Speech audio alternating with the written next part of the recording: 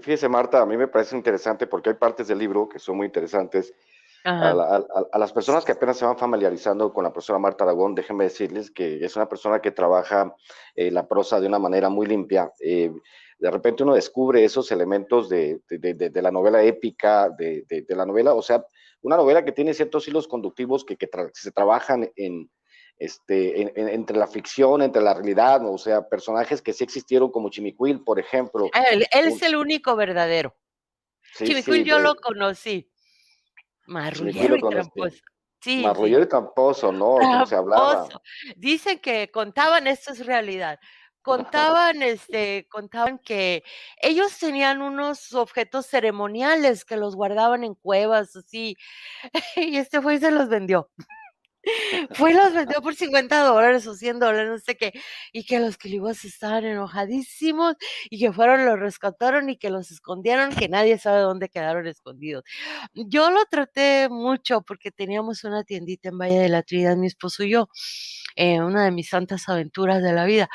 Entonces llegaba y luego me decía, fíame café, fíame cigarros y azúcar, y te traigo miel. Así hablaba. Y luego, ándale pues, Chimicuil, llévala. Y ve, salía con todo y con lo que se robaba en unos pantalonzotes grandotes. Allá, como a los 2 meses regresaba, aquí te traigo miel, págame. Pues si ya te pagué. No, tú no pagas nada, págame. Y le volví a pagar la miel. Y volví a comprar y se volvió a llevar un montón de cosas en los pantalones. Era un personaje, pero personaje, muy borracho, ¿verdad?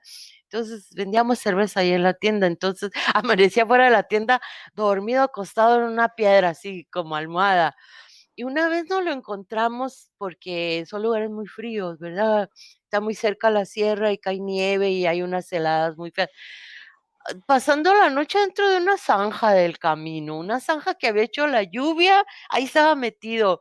Me acuerdo que en ese tiempo pues lo recogimos y oye, vete a dormir allá y le dimos cobijas para que se fuera a dormir.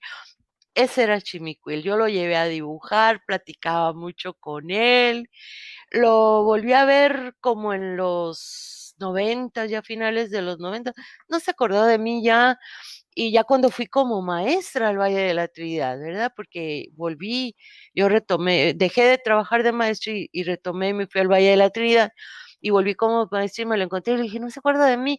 No, no se acordaba. Al poco tiempo ya supe que había muerto y ya murieron todos los Ochur. Él se llamaba, ¿cómo se llamaba?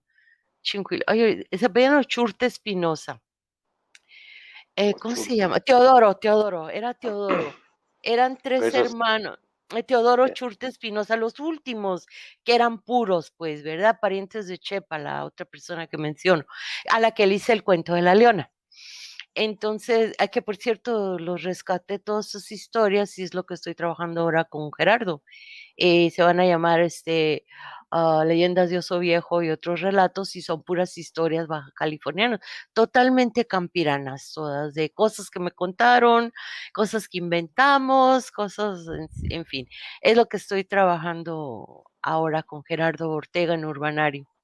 muy bien. De hecho, esa parte de la novela a mí me parece muy interesante, esa parte donde se ve reflejado el choque, digamos, de civilizaciones entre las civilizaciones nómadas de las tribus de Baja California que durante milenios fueron dueños de las tierras hasta que llega, como dice, llega el rey de España y toma posesión. De hecho, pues podemos decir que Baja California no fue conquistada, fue colonizada, que hubo maneras de colonizar la península, básicamente porque nadie quería irse a vivir para ese rumbo, ¿no? No era el mismo tipo no era el mismo tipo de caracteres físicos que el resto de México. Entonces, Así es. cuando uno encuentra, por ejemplo, el caso de la historia, porque a mí me parece una historia, lo digo con todas sus letras, una historia totalmente baja californiana, muy limpia, que es bien Sí, importante que la gente que adquiere y compre el libro va a entender, porque son muchas maneras de entender la historia de Baja California. sí, Una de ellas es a través de las investigaciones. Yo hablaba con un amigo que decía que había más libros en inglés sobre Baja California que en español, exactamente. un asunto de las universidades norteamericanas, sobre todo el sur de California, que tenían Sí, bastante estudiada la península y nosotros como mexicanos no, no tenemos, pues la misma intención. ¿Acaso escritores como, por ejemplo, Carlos Lascano, que es un Sí, explorador y espeleólogo, ¿no? O el esfuerzo que hizo, por ejemplo, Arnulfo Estrada para sí, reunir el diccionario. Sí, yo dime, se lo dime. ilustré.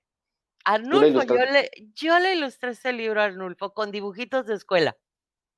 Ah, mira, Portada portada y, portada y dibujos del diccionario de la lengua quiligua, y yo se los hice a Arnulfo. 500 dibujos le hice, gratis 500 dibujos. para los quiliguas, gratis. Gratis, para que vean ustedes que ha habido un esfuerzo, un colectivo, sobre todo en Ensenada, por tratar de rescatar y que no muera la lengua quiligua, aunque ya queden solo 3 hablantes. Entonces, en Sí, el caso de la novela, obviamente la novela tiene un trasfondo que tiene que ver, como decía Marta, con el asunto de los, eh, de los colonizadores, con el asunto de las revoluciones, pero al mismo tiempo con el asunto de las diferencias raciales de aquellos dueños de ranchos que venían de Estados Unidos. Hay que recordar también que Baja California a principios de siglo también recibió a cerca de 120 familias rusas en el Valle de Guadalupe, que eran sí, cristianos molocanes, por ejemplo.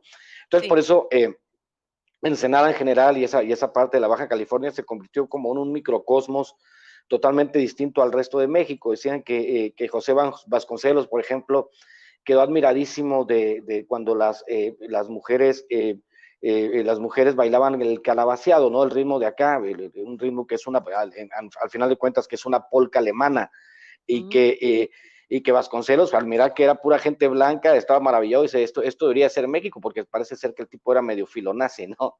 Decía, esto debería ser el México real. Igual mi padre, cuando llega a los Altos de Jalisco, se sorprendió de la cantidad de gente blanca que había en Ensenada, básicamente porque el núcleo poblacional, el núcleo poblacional, el centro, era básicamente europeo, como usted pinta en la novela, ¿no? O sea, básicamente hay familias que son transnacionales, familias como la familia Melling, por ejemplo, ¿no? Que Sí, tiene muchísima familia en Estados Unidos, muchísima familia en México, pero que es una sí, familia, creo que de origen, ¿de qué orígenes son los Melling, noruego, Marta? noruego, Noruego.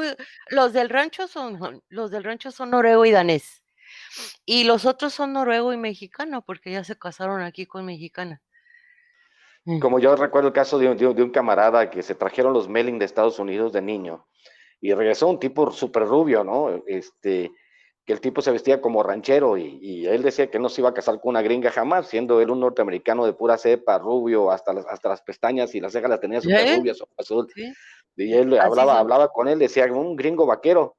Decía, no, amigo, no, amigo, soy mexicano. Y como él, hay muchos casos de personas de allá, ¿no? De otros países, el caso de los estamentos o el festival que hacían en Ensenada, también el Festival Suma de Cultura, por ejemplo, ¿no? Sí, donde las sí, comunidades rusas, alemana, irlandesa, francesa, hacían su festival en Ensenada, que era una cosa, aunque era un festival chiquito, era un festival que representaba, ¿no? Básicamente las familias fundadoras. Pero Marta, sí, vayamos dándole un poco más de profundidad al asunto con respecto a la novela, porque me interesa mucho que la gente sepa que esta es una novela, no solamente es una novela de aventuras, es una novela que tiene mucho que ver con una épica, la épica de una niña irlandesa que llega huérfana a un rancho y sufre todo tipo de maltratos, pero esa niña es voluntariosa y va adquiriendo elementos de la cultura quiligua hasta realmente convertirse en una. Me gustaría que lo ampliaras un poco, mi querida Marta.